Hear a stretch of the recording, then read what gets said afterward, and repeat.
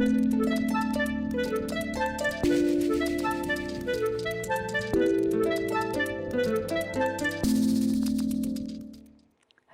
and welcome to the final installment of the B-Side Lectures. My name is Dorrie Wilson, and this segment is called Heart and Soul as part of the Afropolitan Weekend here at Bozar. Today, my presenter is this therapist and clinician Guilaine Kilouani.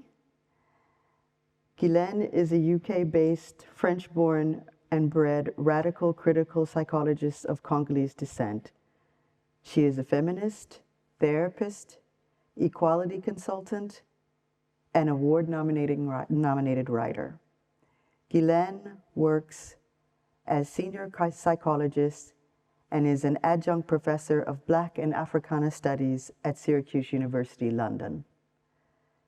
Kinouani also leads Race Reflections and its Academy, which provide blog posts, training, and consultancy on anti-racism, racial trauma, and self-care.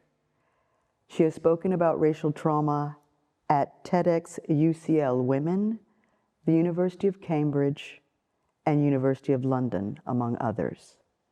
She tweets as K. Guilaine. Living While Black is her first book. I'd like you to welcome Guilaine Kilouani. Thank you very much, Olga, for the introduction. Thank you for having me here. It's an honor to be sharing the space with you and to be contributing to the thinking around racial trauma and around the harm of white supremacy. So we have about 25 minutes or so, and I would like to tell you a little bit more about Living While Black, which is here.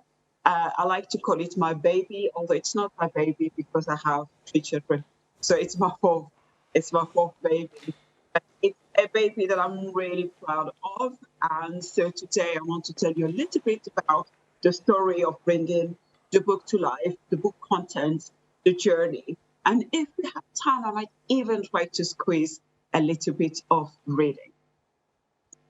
So the book is now out. It's been out for just about a month or so. So go grab your copy if you haven't got it already. And I understand a few gifts have been sent from the publisher, which is really appreciated. And in order to understand Living While Black, we need to understand racial trauma, right? Because racial trauma is the subject matter of the book. And so this presentation is going to also want to give you a little bit of understanding, of grounding of the phenomenon that is racial trauma, which I hope is going to help some listeners, some audience members to better look after themselves and to understand or perhaps to locate some of their experiences.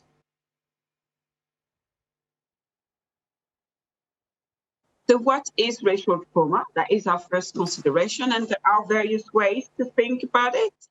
I will try to break down ideas and concepts which might be a little bit opaque for the public.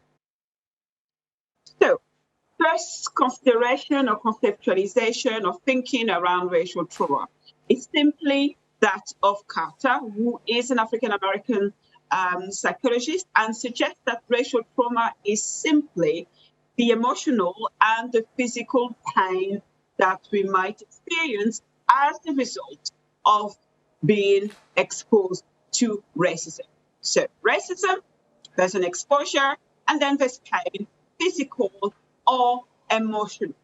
Really broadly speaking, this is our first conceptualization of racial trauma. We might even say more specifically, race-based traumatic stress injury.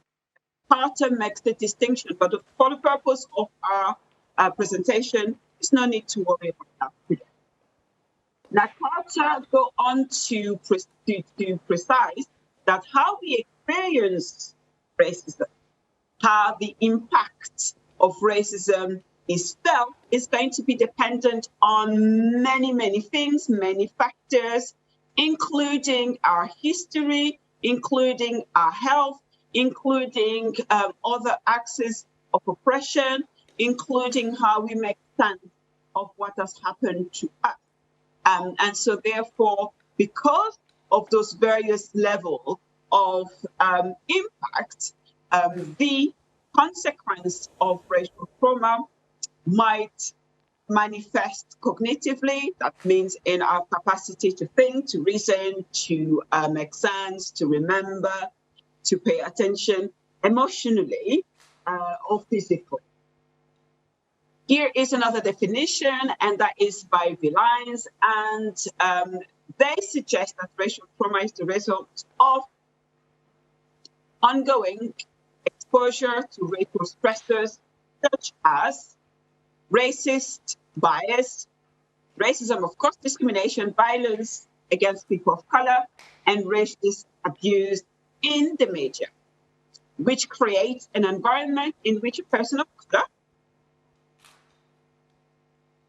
might feel unsafe simply because of the color of their skin. Now, you can see the shift from pain to unsafeness and unsafety, which is also quite important in our consideration of the impact of race. That is another way to think about racial trauma. And here another slant again. So this is what we refer to as intergenerational trauma. And we might think about intergenerational trauma, about how trauma is transferred or gets transferred from one generation to the next. And we're talking usually around mass trauma, so trauma that affects a large group of people, or historical trauma. So that is trauma that is related to significant historical event, and how the consequences of having been a witness, having been a survivor of those events can then affect generation that further. And so the experience of people who have themselves direct survivors continues to have an impact on their offspring and generation that further. So this is how we might start to be thinking about how white supremacy, how whiteness, how racism might have long-term consequences through the generation, which is also part of the picture when we are thinking about racial trauma. So, a little bit about the journey to the book, because we're not only here to talk about concepts, even though concepts are important, and I cover in the book why they are important. The book, I bring my lived experience as a Black woman who is a French woman, who is also a French woman, as I say, of Congolese descent. And so I talk about my experience in France, and I talk about my experience in the UK. And I speak also about my experience as a psychologist, as a therapist, how the profession and more generally mental health professions still continue to struggle when it comes to working, acknowledging, helping people heal in relation to racial trauma. And then finally, I'll bring my clinical experience. So those are the stories and more stories of people who have entrusted me with their own experience. And so that takes me to the tradition of the African griot, the passing down of tradition, of folklore, of wisdom, which is central to communication patterns and to a sense of community within the African diaspora, but of course find its roots in Africa. So traditionally, the griot was selected within the community, within a collective, within a village, to tell the stories and to ensure, therefore, the passing on of tradition, again, experience and folklore. And so I wonder a little bit whether part of the role of the book and part of the role that I am feeling in being a story in the book is a little bit of the tradition of the African griot. My mother was also a little bit of a community hub where I grew up in France. So people would come to her with their stories, with their headaches, with their heartaches.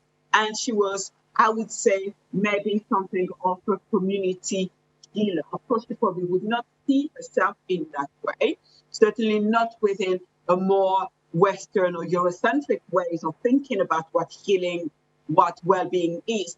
And actually, I think that she fulfills this role. And that tells you a little bit about the purpose of Living Well, which is also to gather the community, people of African, I say, descent, to come together, to mourn together, to heal together, to thrive together around experiences of white supremacy. So now I'm going to tell you a little bit about the book outline.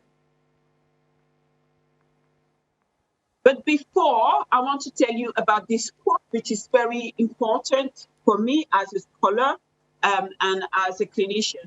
I say in, I think, chapter 1, we live our theories, but our lives are not theoretical. So let me explain what I mean by that in the context of writing the book. I say that to write Living Well Black, I had to look at the world through my own eyes and share the wisdom that life has given me through my lived experience of racism, but also that of others. And I've had to learn to value and trust what my mind and what my body have taught me. Black mental health professionals have had to assimilate and to disappear into whiteness. And for too long, writing ourselves into our theories has been deemed unprofessional, too unscientific, too political, too unboundaried. And my public scholarship challenges this notion. It refuses the racism that they normalize.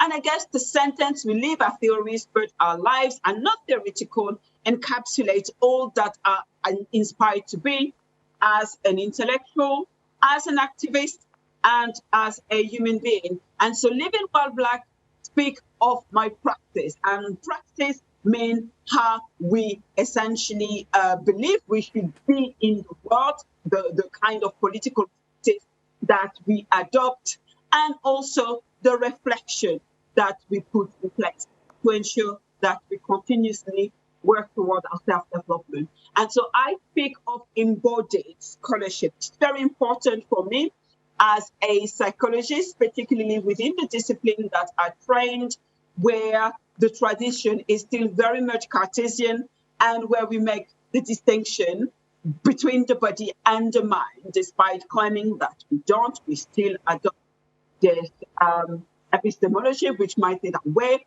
of knowing what's true.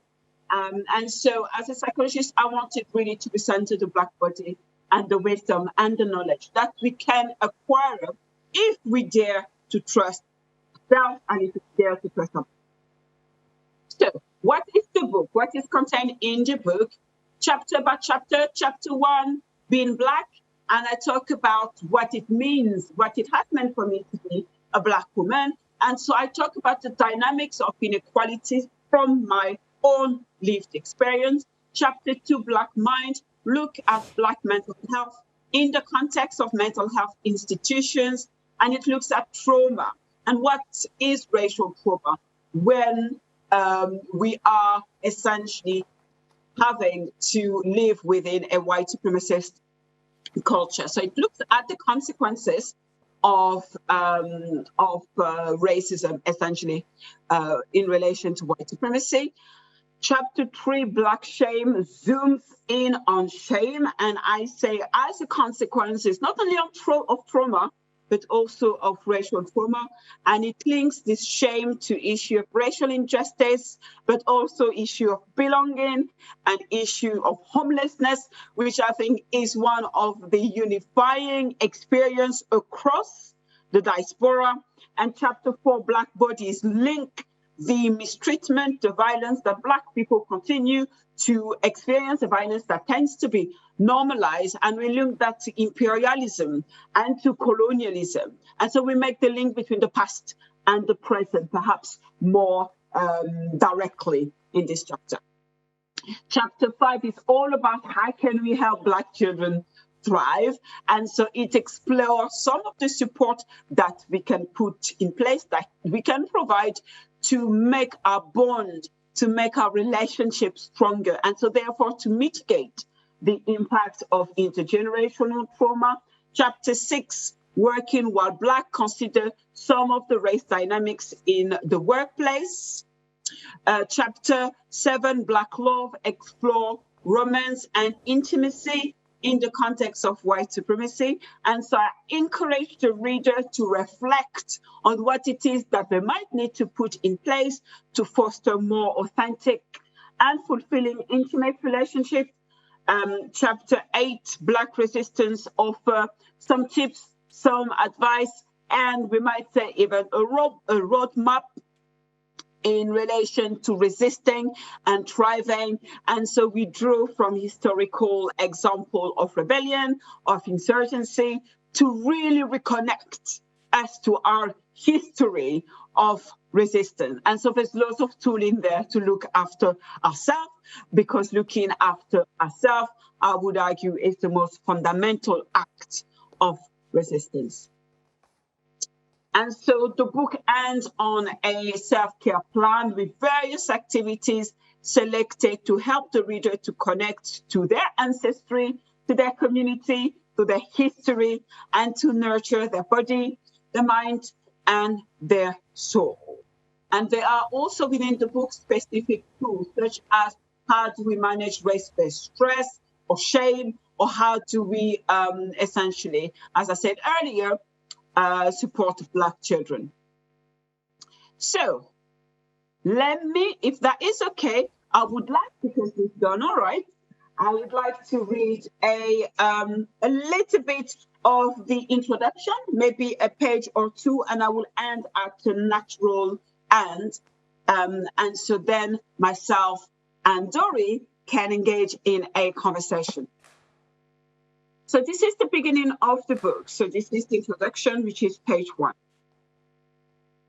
Racism causes harm to the body and harm to the mind.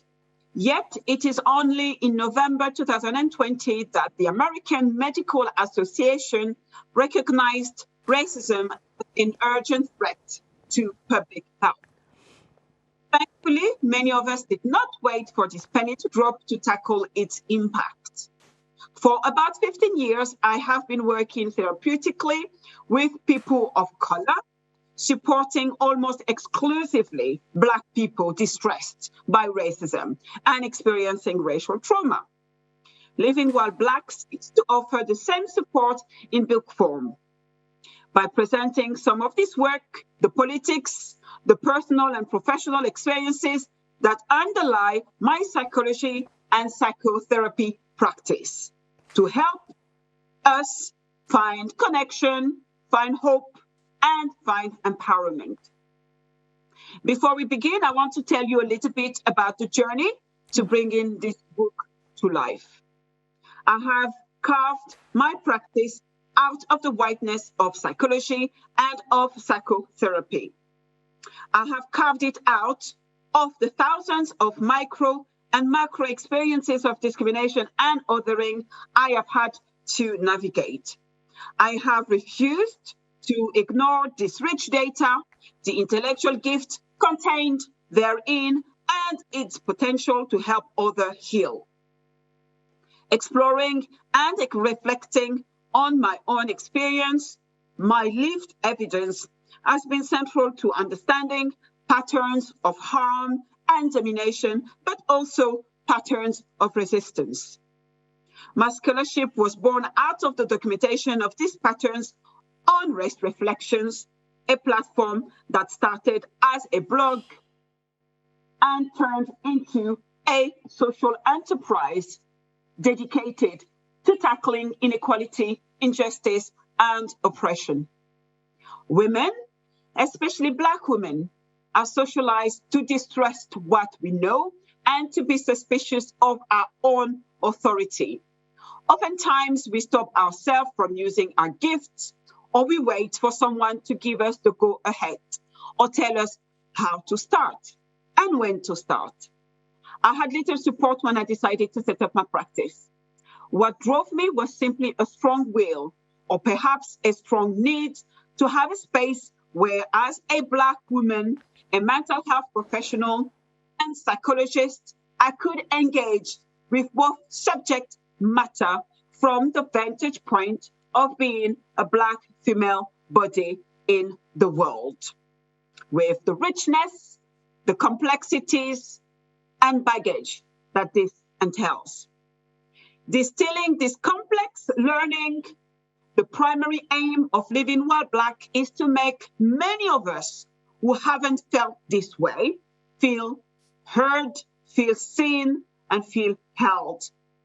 The book seeks to help Black people thrive by first confronting the nuances of Blackness and then creating a tailored self-care plan.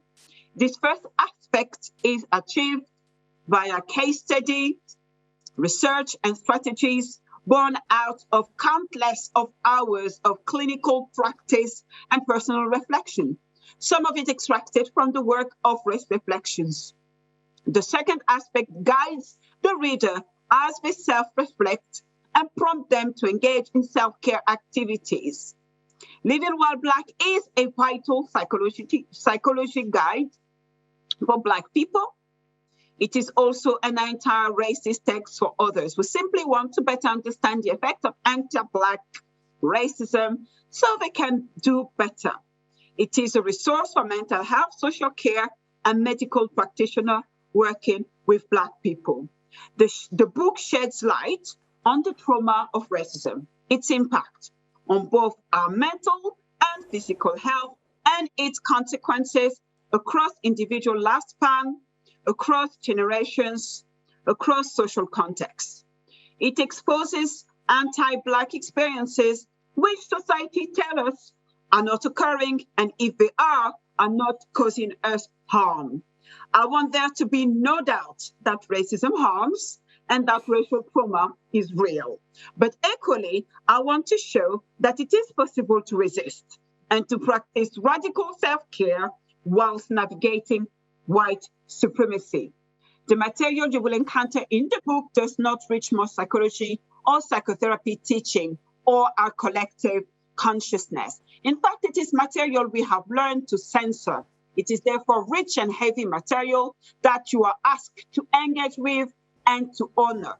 Here, you will encounter intersectional violence, intergenerational wounds, normalized trauma, and structural inequality, and all the intersection of the socioeconomic, the political, the historical, the institutional, the relational, and the psychological. This is the stuff that tends not to reach Black people who seek support for psychological distress, as many mental health professionals still believe politics belong outside of our therapy room, that therapy is not political.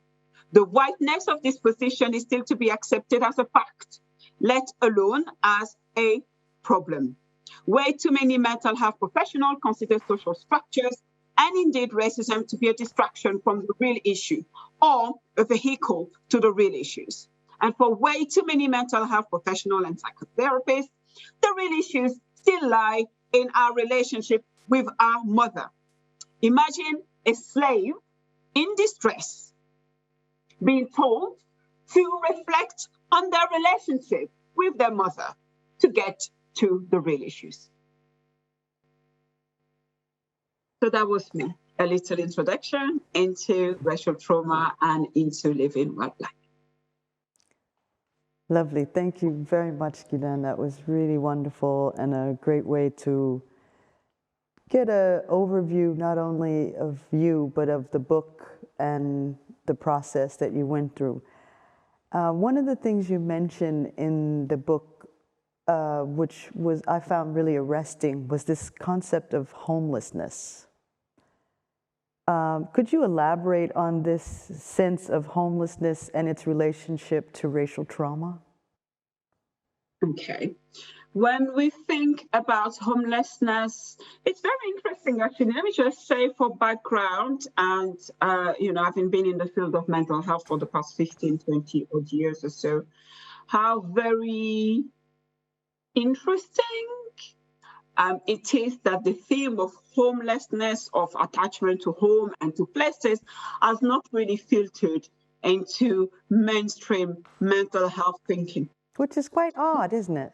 It is very, very, very odd. And I think that part of the rationale for this absence is how individualistic and how Eurocentric conceptualization of well-being and conceptualization of belonging tend to be. So a lot of the thinking in psychology tends to be home, belonging, attachment to a single person or to a dyad, or so therefore the parents, or to a family. But of course, if we move out of Eurocentric thinking, if we go to Africa, if we go to the Middle East, if we go to Asia, we go to Black America.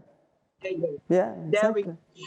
And so the issue of home and belonging to the community, to the space, to the land, to earth, is quite centered in this worldview. So that's the context.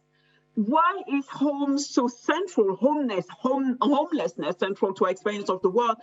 Because of, I'm afraid, the legacy of colonialism, of imperialism. Millions of us, if not billions of us, have been born outside of the ultimate home, which is the motherland, therefore Africa, and we have had to adapt over decades, over centuries, but nonetheless, there was already a disruption of our bond to home. There was already a lot of us who have been rendered homeless because of enslavement. So it's a kind of like, it's similar to attachment. It's a very severe rupture. Exactly. That's really, it's a sort of critical to the development. So it kind of begins that process of arrested development in a way. Absolutely, absolutely. This is what I would argue. I would argue that when it comes to Black, and I would say when it comes to brown people, issues of place, what is called place attachment, relationship to land, to country, to nation, to history, is as important as relationship to family and to kinship.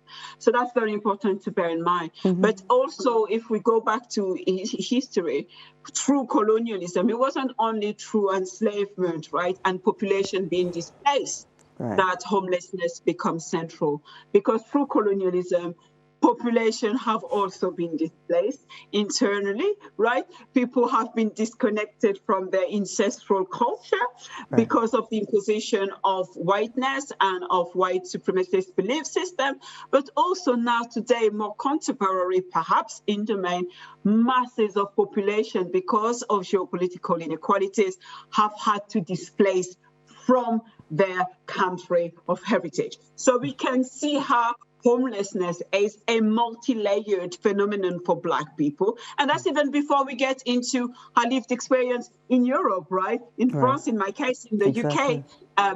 So you cannot claim a place where you are constantly othered. You can, but it's hard work. Yeah, exactly.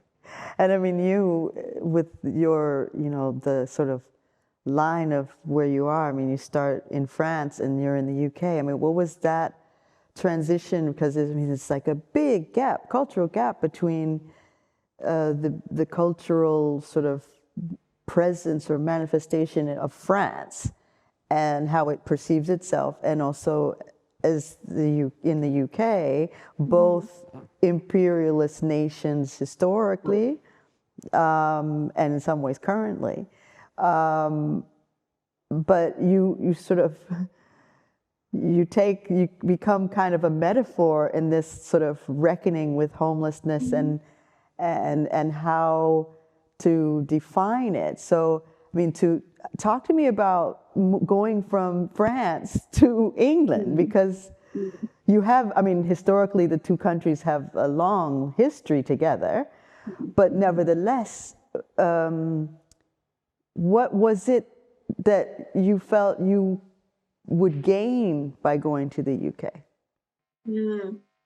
I came to the UK and I settled, I would say, permanently in the UK in my mid-20s. Did you study in the UK? I did study in the UK, I studied in France, then I left to continue my study in the UK.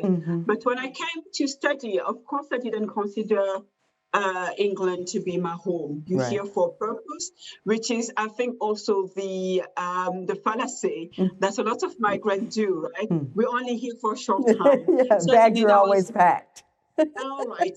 So we don't have to settle. We don't have to put anchor. We don't have to buy homes because we're only here for a short time, right? So I've had this mentality for maybe 5, 6, less than 10 years. And then I decided in my mid to late 20s that, okay, England was now my home. And so I'd say the first 5, 6 years when I was kind of traveling back and forth, early to mid to late 20s, back and forth, Paris, London. And I realized that it was making me feel more unsettled. Actually, it wasn't helping my sense of ground. So I had to decide to make home in this country. But if I go back to my initial experience of living, I was full of dream. I think I've been quite hard by some of my experience of racism in France. And like all migrants, right, you also pack lots of dreams and lots of expectation as you leave. And you thought, well, yes, Britain is going to offer me what France hasn't been able to offer me, which is a sense of maybe safeness, a sense of being treated as a human being, and a sense of equality. And so I brought all of that, maybe not consciously, but that was also in my package. When I came into this country. And it took me a while to actually realize that, okay. What's this we have here? You know? Exactly. It's a different animal. There is often the fantasy in France that the British, the English are less racist, whatever that means. No. It's all relative. It just looks very different. Yeah, exactly. No, and that's the thing, too, that I really love about the book is how you place yourself in the book. And it provides a real richness and texture to the book, I find. Why did you decide to orient the book in this way? I mean, I know it sounds obvious, but in a way it's not. Because you're talking about a sector that, like you say, is Cartesian. So it's a bit counterintuitive in a way for you to talk about, you know, I mean, this is why you wrote the book, I think, as well. But it's a bit counterintuitive on the face of it to say, I'm going to use my life experience to explain something that's supposed to be theoretical, that's supposed to be outside of. And again, you talk about it in terms of how the orientation of the sector itself is so white-centered and so, you know, sort of plagued in a way by this scientific aspect rather than what's really being, you know, talked about in this talk theory, which is emotional. I mean, you're talking to people about things that, in essence, are irrational, right? So, I mean, talk to me about how that decision to put yourself in the book, again, like I say, I mean, it seems clear in one way, but I mean, for me as a Black woman, it's obvious. But say for a European woman, it wouldn't necessarily be obvious that she would put herself in the forefront of the book. So talk to me a little bit about that. Sure. So as I say in the book, the decision to write myself in is an act of resistance, is an act of protest against the expectation that as Black or brown body, we can live an intellectual or a scholarly life that is separated from social structure. There is a long history of opposition to this doctrine of individualism, but also of more positivistic thinking, right? That the phenomenon that we study somehow is separate from us, so from the person who looks upon the very phenomenon. That has been challenged on so many grounds. I mean, feminists have led the way to encourage us to think about how this notion stop people who are at the first line, the forefront of structural violence from working towards dismantling social inequalities and structural violence. And so we can say that this kind of thinking is essentially a way to maintain or to reproduce white supremacy, but also patriarchy. And so it's very important that we understand that there is no such thing as neutral science. Yeah. Whatever position you occupy when it comes to knowledge, whatever position you occupy when it comes to science, is going to reinforce, is going to maintain certain worldviews, certain belief systems. And those belief systems, in the case of more Cartesian traditional thinking, right, do not do a service to marginalized people, right? They stop us from ensuring that social justice is at the forefront of all that we do. Now, I wouldn't be doing the work that I do if I didn't believe that we can have an impact on the world, number one. And I wouldn't be a scholar or an intellectual if I didn't think that my scholarship or my intellectual production could have an impact on the world. I'm not into masturbation for the sake of masturbation. This is the kind of masturbatory expectation that often psychologists are forced to sign into. Not all psychologists, of course, but generally, because you also have a more critical school within psychology. So it was my act of protest, of saying, actually, you know what, I don't buy into it.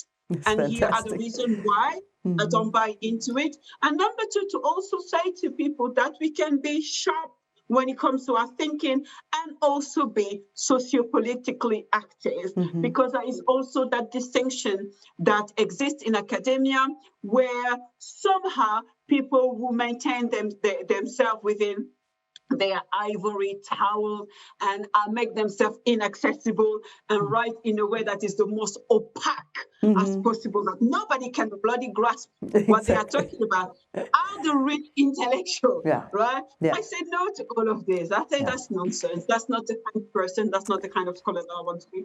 Exactly. No, when I was writing my undergraduate thesis, I always said to myself and my professors that if my grandmother couldn't understand it, it wasn't good enough.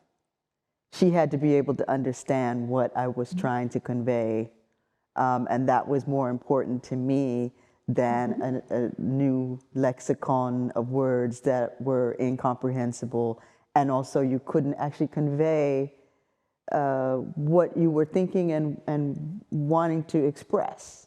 You know, so I completely agree with you on that. Now, you know, one of the key chapters in the book is about education, particularly looking at, I mean, I found the whole thing around looking at the raising of Black children. And one of the sort of first sites of racial trauma for Black children is school. But yet we're always, whenever we're in the conversation about racism, anti-racism, the sort of default positioning is always to say that the problem of racism will be solved through education. But there's no evidence to support that position. So can you talk to me about why you think this is a kind of default position and what you see as the impediments for education to actually have the effect that people believe and mythologize about, because it is a mythology. I mean, I want to hear your position on that. Okay, so when it comes to, I entirely agree with you. I mean, this myth that through education, through school, we are going to achieve some kind of liberation is just ludicrous. Right. And not only don't we don't have the evidence to sustain it, actually we have a lot of counter evidence. Exactly. Exactly. That shows that Exactly. children are excluded, are wounded, are violated within school. And that is part of the reason why most Black scholars, most decolonial thinkers say that the education is one solid arm of white supremacy, right? This is where it all starts. I think notion of childhood, we think of innocence, we think of benevolence, all those notions somewhat taint how we view schools and how we view teachers, right? So we find it really hard to reconcile that people whose job would be to be dealing with infancy and with childhood, right, would be perpetrating a kind of violence. I think there is a clash in our mind. We find it very difficult to hold both notions together, but we must. Yeah, but wouldn't you say as well that, you know, the irony of that fact is the fact that the idea of childhood is a 19th century Victorian phenomenon, and exactly the period of high colonization, imperialism, and enslavement of Africans. Yeah. Yes, of course, Dorrie. But you know that our history is full of this kind of white paradoxes, right? So we had the Declaration of Human Rights in the 18th century at the height of colonialism and colonial violence. I mean, you know that the notion of freedom, notion of protection, notion of childhood, even notion of womanhood have not been notion that we have been included historically with it. And so we can go through various processes and see the same thing, the same paradox, the same contradiction. That's right. So how can we do? What is it that school can do? I think school really need to accept that racism is the default in relation to what they reproduce, whether knowledge, whether method, whether interpersonally, whether in relation to outcome. This is what we're dealing with. So there needs to be some reckoning with the centrality of racism within school and within early years provision. So that's the first step. And then the second step is to sign up to anti-racism. We don't have to reinvent the wheel. I mean, Black people, brown scholars, I've been writing about this stuff for at least 50, 60, 70 years. There's nothing to reinvent here. The first step is to just do the reading, right? There's lots of stuff do the work. Do the work, and doing the work starts by educating yourself. But there is, again, back to this paradox where school is all about education, but educators are not educated. They're not educated when it comes to racism. So you have, again, a contradiction. In French, we would say almost as though they have la science infuse, right? As though knowledge just flows out of them. It's very interesting how I have to tell to white people, do you know that you need to read to understand this stuff? You're just going to get it. Yeah, but I think that's also a part of the kind of testimonial approach to racism that generally gets enacted. And so basically, there's a perception that if I just listen to enough Black trauma, I will understand, rather than accepting, just like any other area of knowledge, you have to first inform yourself to then process what you've read and then understand how it works in the wider society and how it impacts you. And this whole, I mean, Gloria Wecker talks about this, you know, in White Innocence, that this idea that, you know, one of the problems of the construction of racism is that we're not actually a part of it. You know, that white people aren't a part of it. Like, this is something that's just happening. And, you know, Black people and brown people are just kind of faulty witnesses, you know. And that idea that it should not require any exertion, any effort, any intellectual processing. It goes to the core of why it's so shifty. It's so, it can change based on geography. You know, I mean, this is why it's different in France than it is in Belgium, than it is in England, than it is in America.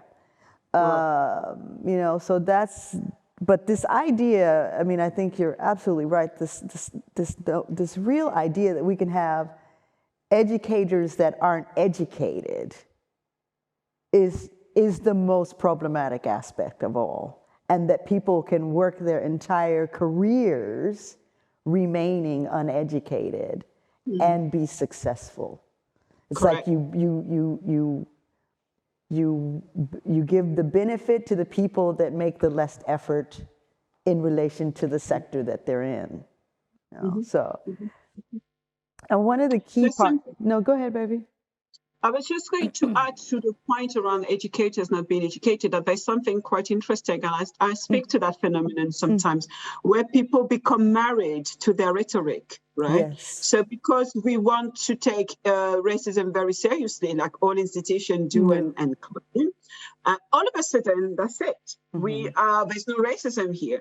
So because discrimination is bad, and as an institution, we do not support discrimination, all of a sudden we completely over-identify with the policies, with the discourses, which makes it impossible for people to understand that those policies in themselves are just words. They're not acts, and they certainly are not people. So that is also very interesting. That's right. That's absolutely right. One of the key aspects of the book is this idea of self-care, which as a phrase is in some ways overused, and especially now with the onset of the coronavirus pandemic, it's very present in people's minds. But what does it mean when self-care is enacted or engaged in by Black people or brown people? What's necessary or what's required? I am with you. I speak a little bit of that in the book about how self-care has been perverted to be all about, hot bath and candle. I mean, all this stuff is great. And spa days. Exactly. But the point is that, listen, self-care was never about spa. No. Right? It was about surviving white violence. It was always radical, because if you exist and you insist on existing within a world that wants you dead or harmed or invisible, what you're doing is that you are enacting the ultimate defiance by saying, I will continue to exist. And for me to continue to exist and to exist well, I must look after myself and after all of it. And so that is the first thing. The second thing is that if you think, I think perhaps a little bit about notion of anti-Blackness and the contempt, the auto-contempt for our welfare, for our well-being, for our mental health, right? If we say to the world, well, you know what, screw this.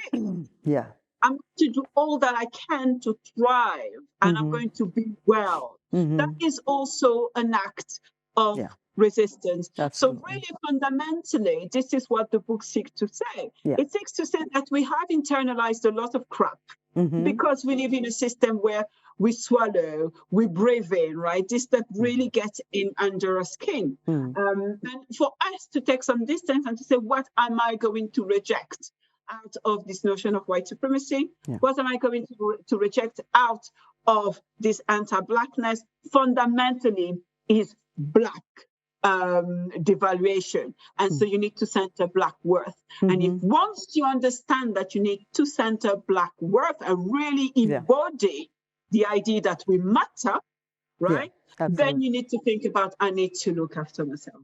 Yeah.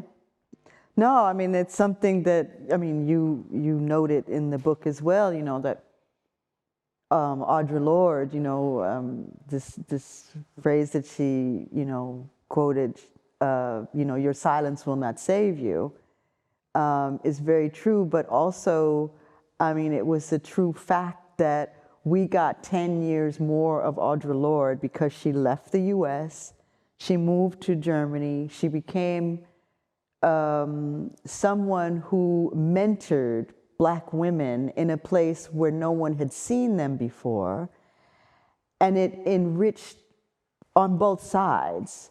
But I always look at it as the fact that her choice to leave a place that was not valuing her actually allowed us to have her for 10 more years.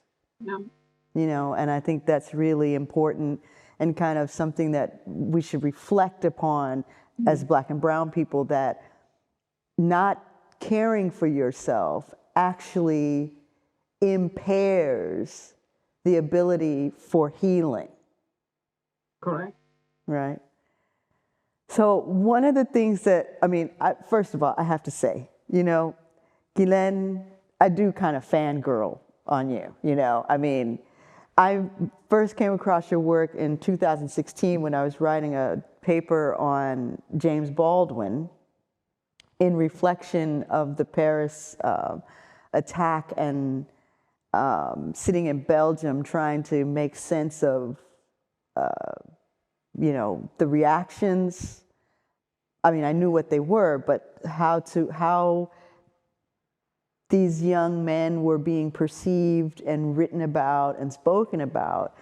And the reason why you were so resonant to me is because you were the first person I read in that period that was actually telling the truth. There were all kinds of excuses made about why and how and when and all the rest of it. But you were the person that spoke about, not as an excuse, but as an explanation of what would compel people to do and take part in acts of violence of that magnitude. And I was just really, it really changed the way I looked at. I mean, it's something that, intellectually, but it was just something that you put forward, but you put it forward and you just stood in that place. You didn't kind of waffle or waver. And that, to me, is so much the power of you, the book, and the sort of active protest you did by writing the book and doing the work you do with Race Reflections. But I wanted to find out then, you talk in the book about, the process, how it came about, but how did you actually start on the journey of treatment, psychology, and then Black healing? And, how did that part come? Like, when did you realize, this is my life. This is the stuff that I really want to do? I think it was a fairly relatively long. I've always wanted to be a psychologist. When I was in French, I was kind of dissuaded because you go to The never-ending story. Yeah. I can't remember what they called conseiller d'orientation. Yeah, exactly. You go and see them and they give you advice. Oh, you're counselors in high school, yeah. Yeah. And so I was dissuaded. So I parked that, and then I did English a little bit, kind of flirting, really wanting to learn English because I wanted to spend some time in England. And then it was quite rough for me, actually. It's very difficult to migrate, particularly migrate at such a young age and being disconnected from your family. So I think my own experience of migration is definitely in the picture. But also some of my more formative experiences. I talk about my mom being assaulted. I talk about my sister being assaulted. I talk about being, witnessing all those things, and then growing up and being exposed to those experiences. And you know what? I think it comes to a point where you have to trust the universe. And so I was like, why I keep getting this experience? Obviously, there is some job for me to do in there, because if you talk to my husband, he would say, "My goodness me, you have more stories than Mandela," and he says that as a joke. Yeah. But really, it's not a joke. The reality is that I could just be minding my business. That's right. And someone out of nowhere is going to tell me the most outrageous thing, and I think, hang on a minute, I keep getting this material, so therefore I need to do something with it. And that was really the turning point. I got into the mental health field. I started working with refugees and asylum seekers. Then I started working with communities of color who were overrepresented within kind of mental health, psychiatric provision, quite adverse. People who were compulsorily detained, medicated against their will. And so there's always been the kind of political activism in my background, and this is how I got into the mental health system. So taking together my lived experience, my history, what I've seen, it just means you can't just say this is all coincidental, right? Exactly. It can't be. There's a point of convergence when that just over time, and also it's not just that the things happen, but there's something demanded of you each time when you recognize it and you reflect. It's like, oh, but this situation is asking something from me, right? We're on our last question, but one thing I really want you to elaborate on or explain to us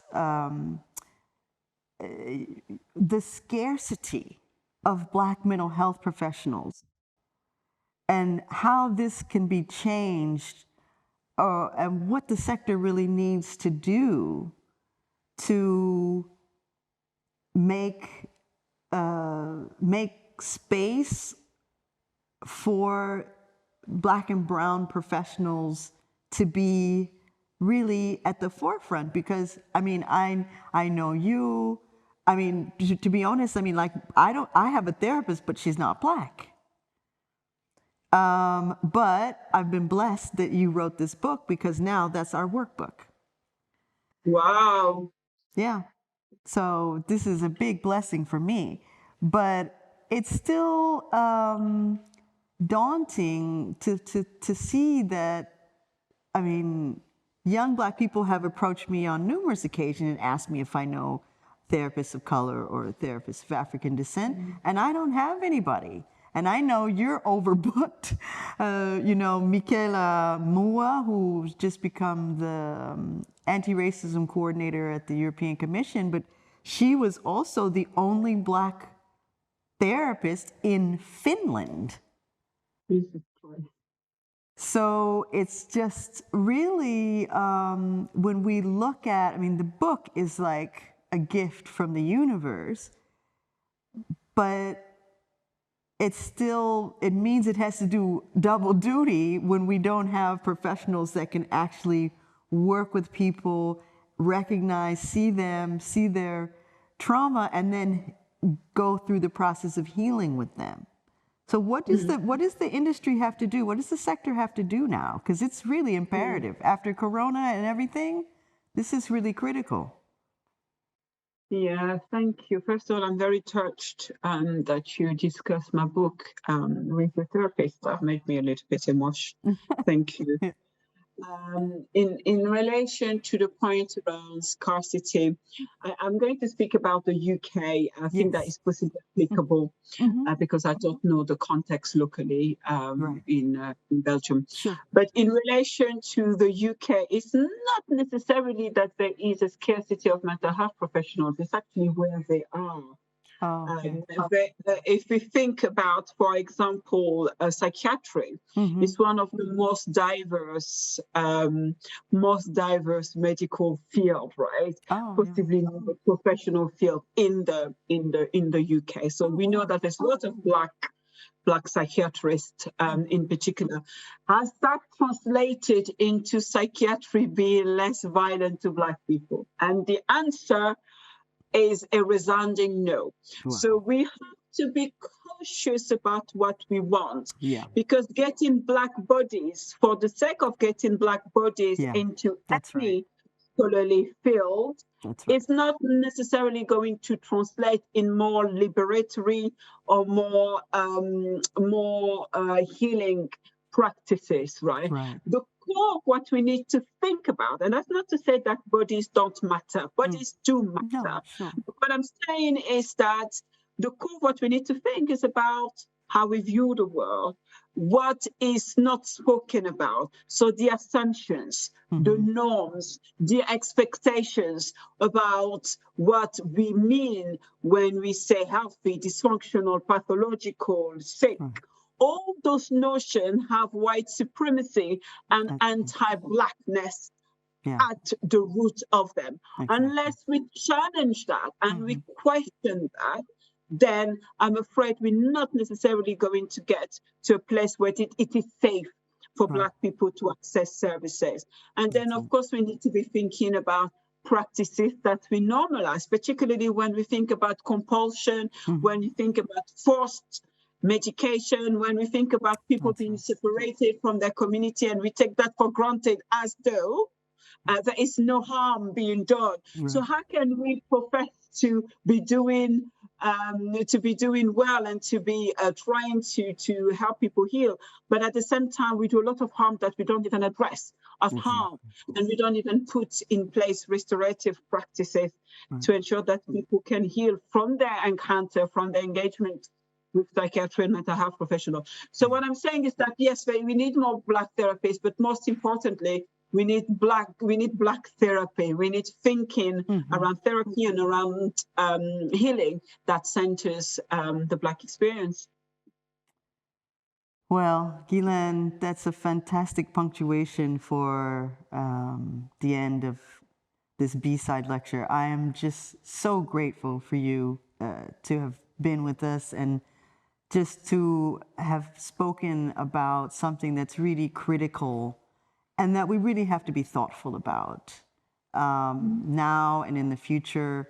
But I just think that you're radical in the pure sense that to the root of approach that you have in your work is going to take us very far. And it's a fabulous start. And I'm so grateful to be a part of the beginning of this journey. And I'm looking forward to the next book.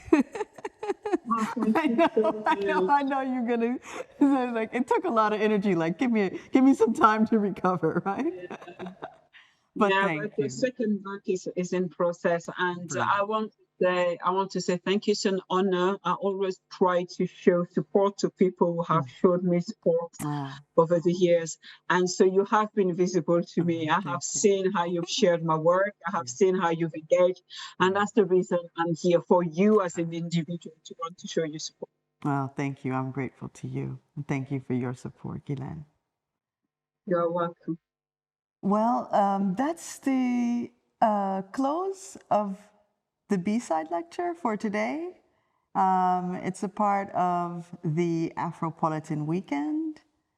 And I'd just like to, again, thank Guilaine Kilouani for her presence today, and also to Elena Aquilo and Olga Briard for being like true sisters to me and supportive of me and my work over this past year. It's been a fantastic journey, and you helped me beyond measure, and I look forward to working with you all again. I'd like to thank Bozar again for their support and the Forum program, and we look forward to seeing you very soon. Thanks very much. Bye.